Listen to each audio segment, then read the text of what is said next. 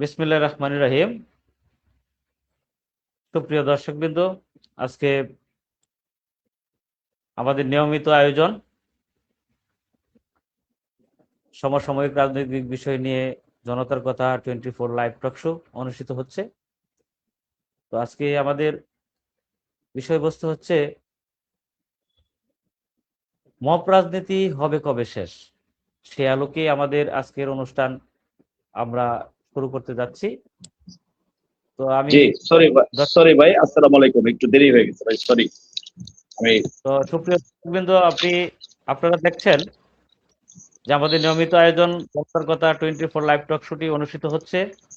বুলবুল Ahmed Zia Facebook page, Facebook profile, জনতার কথা 24 page থেকে এবং জনতার কথা 24 ইউটিউব চ্যানেল থেকে একযোগে প্রচারিত হচ্ছে। তো আপনারা যারা দেখছেন সবাইকে জনতার কথা 24 টকশোর পক্ষ থেকে শুভেচ্ছা অভিনন্দন। আজকে যারা আমন্ত্রিত অতিথি হিসেবে উপস্থিত হয়েছেন সবাইকে জনতার কথার পক্ষ থেকে শুভেচ্ছা অভিনন্দন। আমাদের মাঝে আজকে উপস্থিত হয়েছেন মোহাম্মদ সেলিম আহমেদ রেজা, নির্বাহী সদস্য, ঢাকা মহানগর উত্তর যুবদল। মোহাম্মদ বাইজিদ শ্রাবণ, সহ সাধারণ সম্পাদক, বাংলাদেশ জাতীয়তাবাদী ছাত্রদল, কেন্দ্রীয় সংসদ।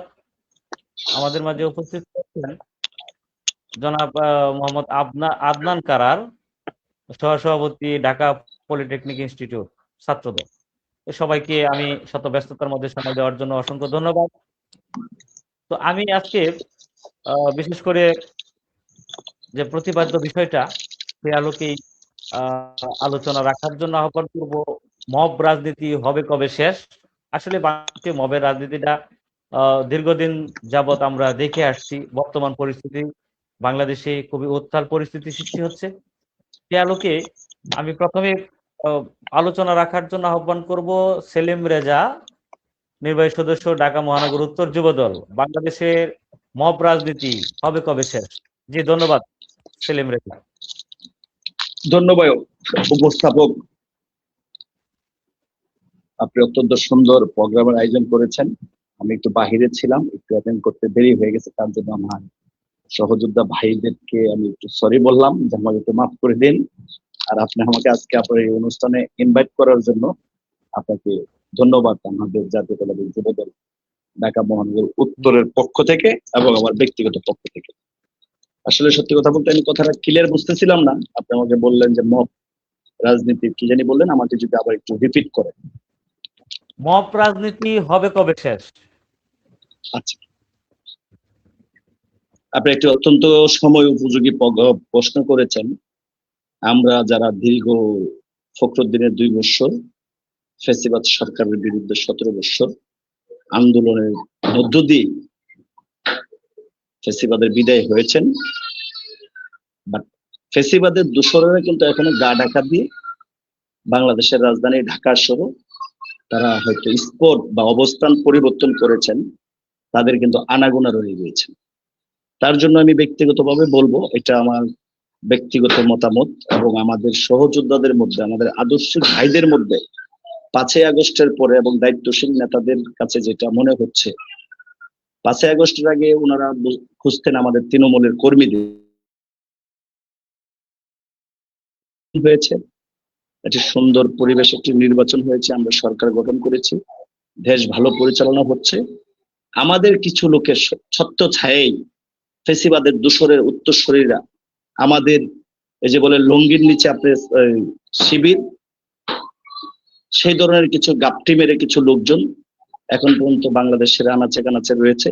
মবের জন্য দূষরের উত্তরসূরির এই দায়ী। তার জন্য আমাদের যেটি করতে হবে, আমাদেরকে সজাগ থাকতে হবে।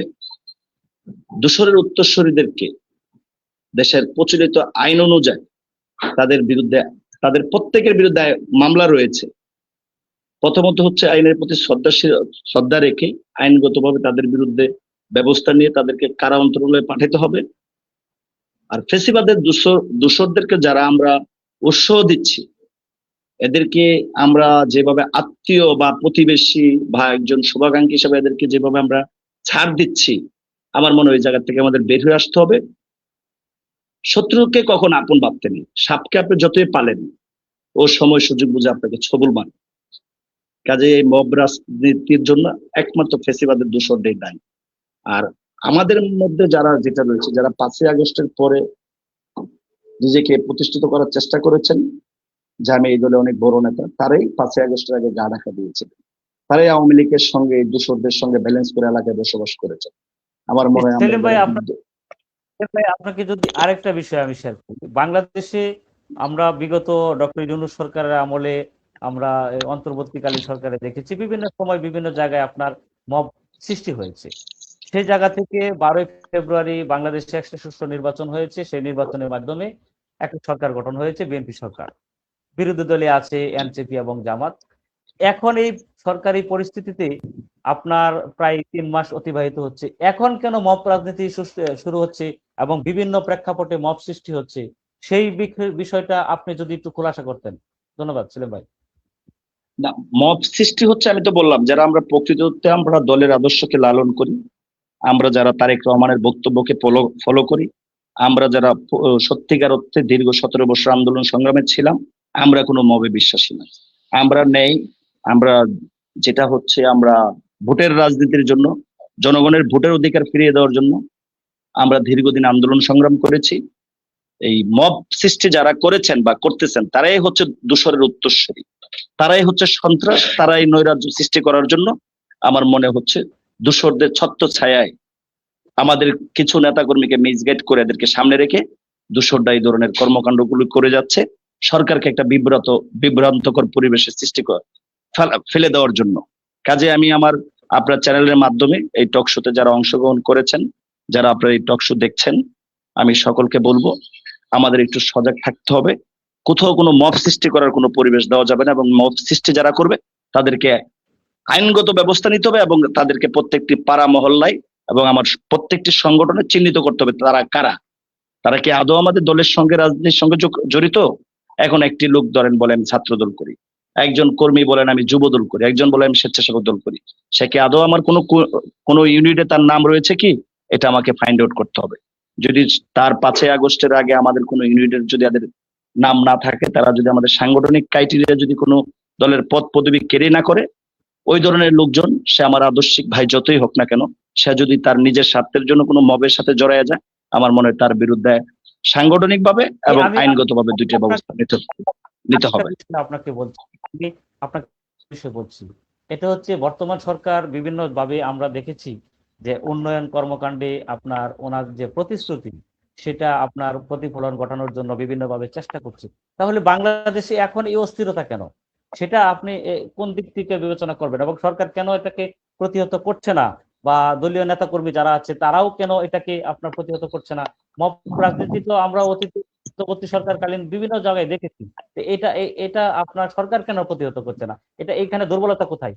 জি সেলিম ভাই, 1 মিনিটে আমি 1 মিনিট আপনাকে বলি। আমাদের সরকারের বয়স হচ্ছে মাত্র 3 মাস। আমাদের সরকার ইতিমধ্যে আমাদের নির্বাচনের আগে ইশতেহার এবং 31 দফা মধ্যে কিছু কিছু অদাবদ্ধ ছিল বাংলাদেশের জনগণের কাছে, ইতিমধ্যে আমাদের সরকার বাস্তবায়ন করেছে। দেখেন, আপনি ফ্যামিলি কার্ড দিয়েছে, কৃষক কার্ড দিয়েছেন, স্বাস্থ্য খাত নিয়ে আপনার সরকার তার সর্বোচ্চ চেষ্টা করে যাচ্ছেন, শিক্ষা নিয়ে চেষ্টা করে যাচ্ছেন, কাজ করে যাচ্ছেন।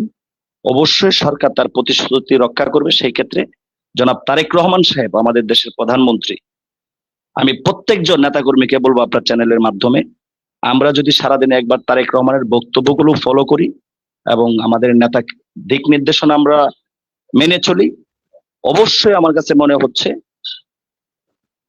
দেশ এবং দল দুটি উপকৃত হবে এবং এই মত থেকে আমরা বের হয়ে আসবো বলে আমার দীর্ঘ বিশ্বাস। ধন্যবাদ সেলিম আহমেদ রেজা। আমি যাচ্ছি বাংলাদেশ কেন্দ্রীয় ছাত্র সংসদের ছাত্রদলের সহসাধারণ সম্পাদক বাইজিদ শ্রাবণ ওনার কাছে। আমি জানতে চাচ্ছি, বাংলাদেশে মবের রাজনীতি শুরু হয়েছে, বর্তমানে আবার নতুন করে দেখা যাচ্ছে বিভিন্ন জায়গায় বিভিন্ন সেক্টরে। আমি আপনার কাছ থেকে শুনতে চাচ্ছি যে মব রাজনীতি হবে কবে শেষ, সে আলোকে আপনাকে